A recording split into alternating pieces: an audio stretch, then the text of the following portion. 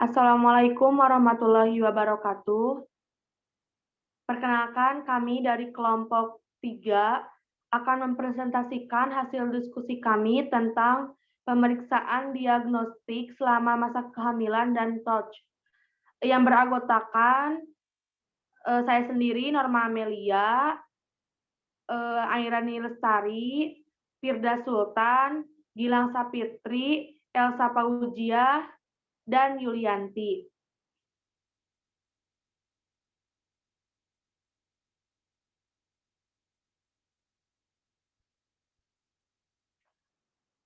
Materi pertama yaitu tentang pemeriksaan diagnostik selama masa kehamilan.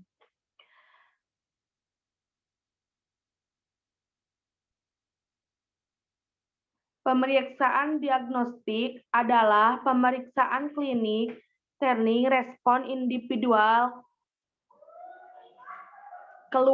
keluarga dan komunikasi terhadap individu. Keluarga dan komunikasi terhadap suatu masalah kesehatan dan proses kehidupan aktual maupun potensial. Hasil suatu pemeriksaan laboratorium sangat penting dalam membantu diagnosa, memantau perjalanan penyakit, serta menentukan prognosa. Karena itu perlu diketahui faktor yang mempengaruhi hasil pemeriksaan laboratorium.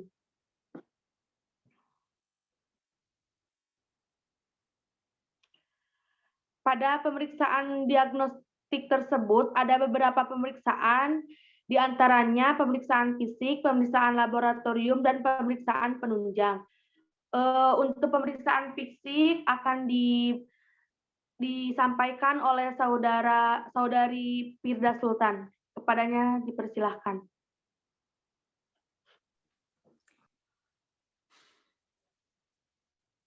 Untuk pemeriksaan fisik sendiri adalah pemeriksaan tubuh untuk menentukan adanya kelainan-kelainan dari suatu sistem atau suatu organ tubuh dengan cara melihat inspeksi, meraba, mengetuk, dan mendengarkan. Nah, pemeriksaan fisik itu dibagi menjadi dua, pemeriksaan antropometri dan pemeriksaan head to toe. Nah, pemeriksaan antropometri itu yaitu meliputi pemeriksaan tinggi badan, berat badan, lila, pulse, respirasi, nadi, dan pemeriksaan tekanan darah. Sedangkan untuk pemeriksaan head to toe yaitu pemeriksaan inspeksi yang berada di kepala, leher, dada, dan abdomen. Di mana pada pemeriksaan kepala itu meliputi pemeriksaan rambut, mata, hidung, mulut, dan muka. Sedangkan pada pemeriksaan leher itu dilihat adanya pembengkakan kelenjar tiroid, pembekakan vena, dan pembekakan kelenjar limfe. Nah, sedangkan pada saat pemeriksaan di dada itu kita melihat di puting susu dan kolostrum. Kalau pemeriksaan di abdomen yaitu melihat adanya pembesaran di luka bekas operasi seperti itu.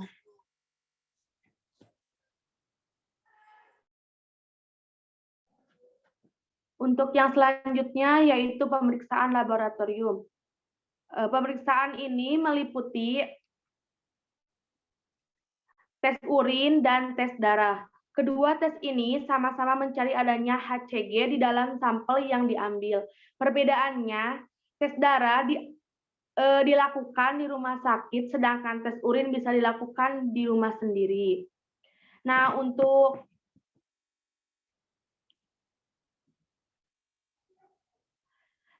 tes darah tersebut dapat dilakukan sekitar 10 hari setelah epulasi, lebih sensitif, lebih mahal, dan tidak mudah untuk dilakukan.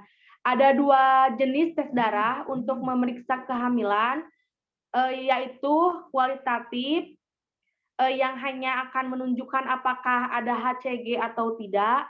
Yang kedua ada kuantitatif. Nah, itu untuk menunjukkan berapa tepatnya kadar HCG dalam darah bahkan saat kadarnya masih sedikit. Untuk selanjutnya yaitu tes darah dapat mendeteksi HCG lebih awal daripada tes urin. Tes darah dapat mendeteksi kehamilan sekitar 6-8 hari setelah terjadinya epulasi atau pelepasan sel telur dari ovarium dan tidak berisiko terhadap bayi. Melalui pemeriksaan darah bisa diketahui kadar zat besi dalam darah, golongan darah dan faktor resus ibu, infeksi akibat virus tokoplasma, rubella, dan cytomegalovirus yang berbahaya bagi kesehatan bayi. Pemeriksaan yang sering disebut pemeriksaan TORCH ini perlu untuk melihat adanya antibodi dalam darah ibu dan penyakit lain seperti HIV-B, sifilis, bahkan HIV dan AIDS. Yang kedua yaitu ada tes urin untuk mengetahui HCG atau Human Chorionic Gonadotropin, yaitu suatu hormon yang dihasilkan embrio saat terjadinya kehamilan yang akan meningkatkan dalam urin dan darah seminggu setelah konsepsi. Untuk tes urin ini mudah dan sederhana, dapat dilakukan sendiri, paling lazim digunakan. Bentuk alat tes urinnya yaitu test pack, ada 2 macam yaitu strip dan kompak. Nah, untuk bentuk strip itu harus dicelupkan ke urin yang telah ditapung atau disentuhkan pada urin waktu buang air kecil. Untuk compact yaitu sudah ada tempat untuk penampungan urin yang akan diteteskan. Selanjutnya yaitu kemunculan 1 atau 2 garis yang mengisyaratkan kalau tes pack dilakukan dengan benar karena tes pack mendapatkan urin yang cukup. Kalau garis pertama sudah muncul, kemunculan garis kedua menghasilkan bahwa dinyatakan positif hamil. Untuk selanjutnya yaitu pemeriksaan penunjang, ada pemeriksaan USG yang akan disampaikan oleh Gilang Sapitri.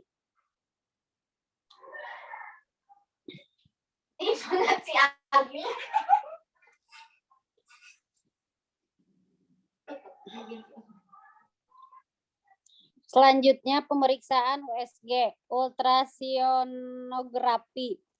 Pemeriksaan USG merupakan pemeriksaan yang dilaksanakan sebagai salah satu diagnosis pasti kehamilan.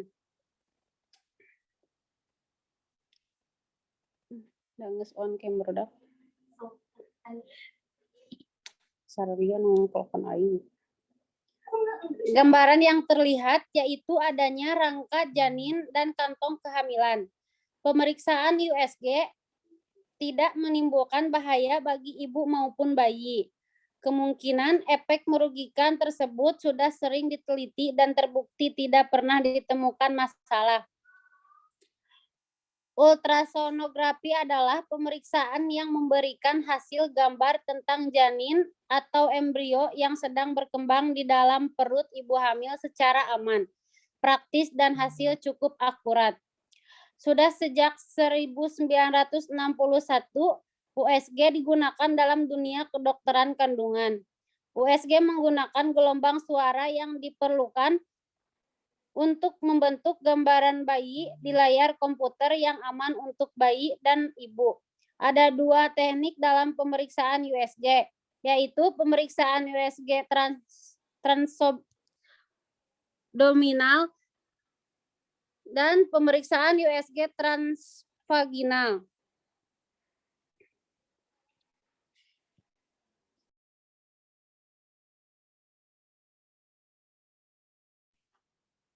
Untuk selanjutnya yaitu pemeriksaan rongsen dan pemeriksaan kardiotografi atau CTG yang disampaikan oleh Airani. Baik, selanjutnya ada pemeriksaan ronsen. Khusus foto ronsen alias sinar X memang sangat tidak dianjurkan ya untuk ibu hamil, karena sinar X yang dipaparkan kepada wanita hamil dapat berpotensi menimbulkan keguguran atau cacat janin, termasuk malformasi, pertumbuhan terlambat, terbentuk kanker pada usia dewasanya, atau kelainan lainnya. Bahwa janin hanya terpapar 0,5 sampai 1,5 rad setelah pemeriksaan ronsen perut atau punggung bawah ibu, sementara bagian tubuh ibu yang jauh menerima paparan 10 sampai 100 kali lebih rendah. Jadi dapat disimpulkan bahwa sinar X itu tidak aman. Untuk selanjutnya ada pemeriksaan kardiotografi atau CTG. Secara umum CTG adalah suatu alat yang digunakan untuk mengukur DJJ pada saat kontraksi maupun tidak. Sedangkan secara umum CTG merupakan suatu alat untuk mengetahui kesejahteraan janin di dalam rahim dengan merekam pola denyut jantung janin dan hubungannya dengan gerakan janin atau kontraksi rahim. Pemeriksaan CTG dilakukan yang pertama sebaiknya dilakukan 2 jam setelah makan. Yang kedua, waktu pemeriksaan selama 20 menit. Yang ketiga, selama pemeriksaan posisi ibu berbaring nyaman dan tak menyakitkan ibu maupun bayi. Selanjutnya, bila ditemukan kelainan, maka pemantauan dianjurkan dan dapat segera diberikan pertolongan yang sesuai. Yang terakhir, konsultasi langsung dengan dokter kandungan. Sekian, saya kembalikan lagi ke moderator.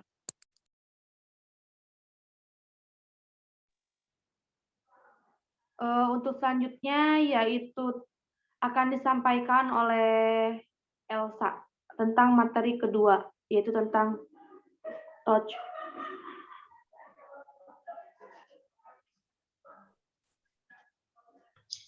Infeksi TORCH, toxoplasmosis O. sifilis, grup B, Streptococcus, listeriosis, measles, varicella, esovirus, mumps, vaccinia, folio, Coxsackie, hepatitis B, C, HIV, HPV, human parvovirus, B19, R. rubella, C. cytomegalovirus atau CMV, H. herpes simplex atau HSP.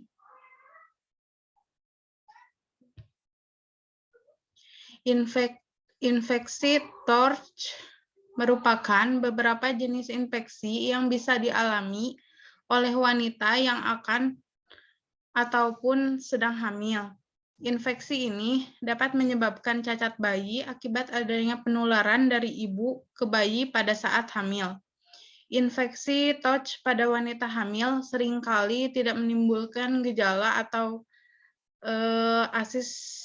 asimptomatik, tetapi dapat memberikan dampak serius bagi janin yang dikandungnya. Dampak klinis bisa berupa mengakibatkan gangguan penglihatan, pendengaran, sistem kardiovaskuler, dan metabolisme tubuh.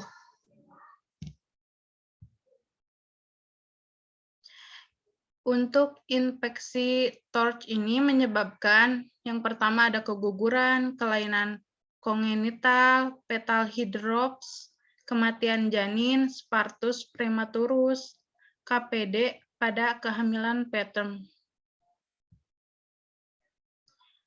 Yang rentan terkena infeksi TORCH ini, yang pertama, janin dalam kandungan, manusia dengan defisiensi sistem imun, HIV, AIDS, wanita hamil, mengonsumsi anti kanker, dan mengonsumsi kortikosteroid.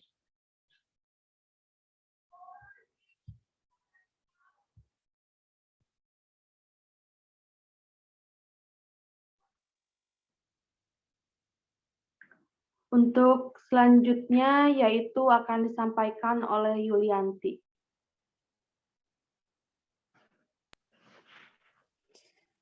Gejala klinis kebanyakan asimptomatik, limfadenopati, kelelahan kadang disertai panas, sakit kepala, nyeri otot, nyeri tenggorokan, dan hepatosplenomegaly.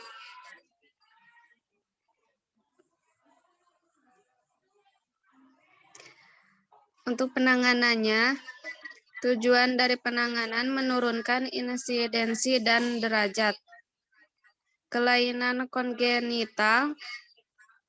Jenis obatnya sulfonamida, sulfadiazin, sulfapirazin, sulfametazin, dan tripelsupa, primentamin, dan spraminis.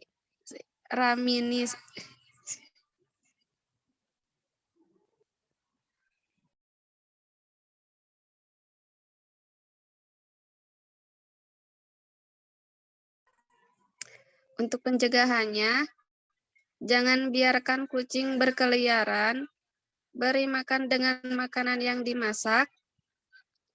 Wanita hamil jangan kerja di lab yang potensial. Screening darah untuk donor. Pendidikan kesehatan pada wanita hamil termasuk penularan, pencegahan, dan penanganan toksoplasmosis.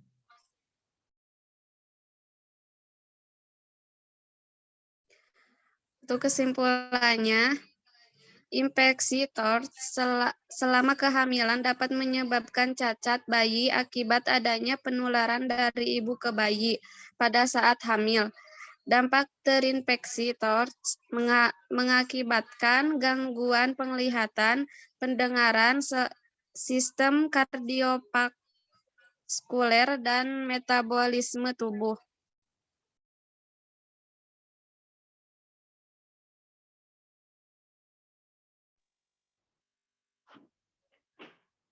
Sekian hasil presentasi dari kelompok kami.